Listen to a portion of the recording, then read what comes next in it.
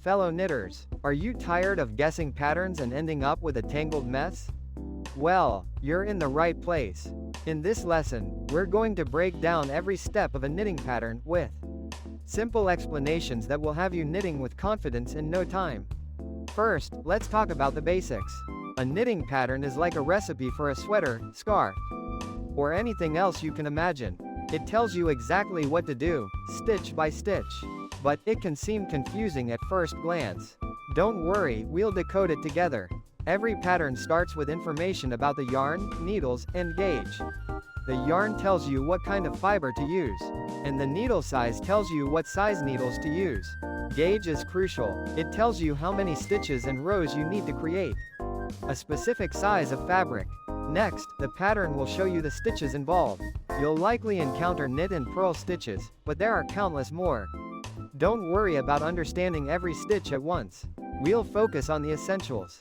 Now, onto the actual pattern instructions. These are usually written in a shorthand language. You might see abbreviations like K for knit, P for purl, STS for stitches, and INC for increase. Don't worry, patterns usually have a key that explains each abbreviation.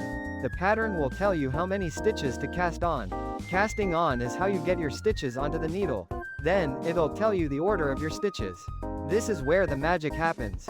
Follow the instructions row by row, and you'll see your project take shape.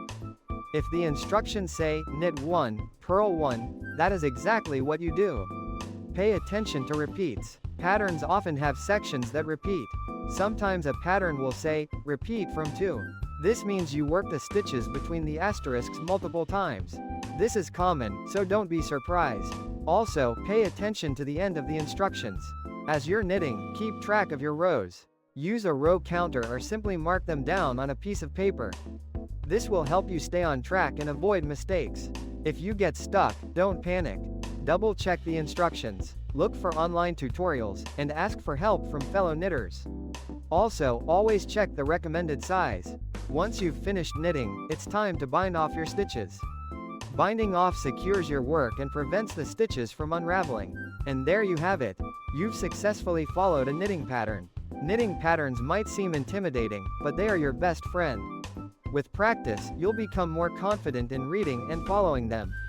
So grab your yarn, needles, and a pattern. And let's get knitting. Happy crafting, everyone!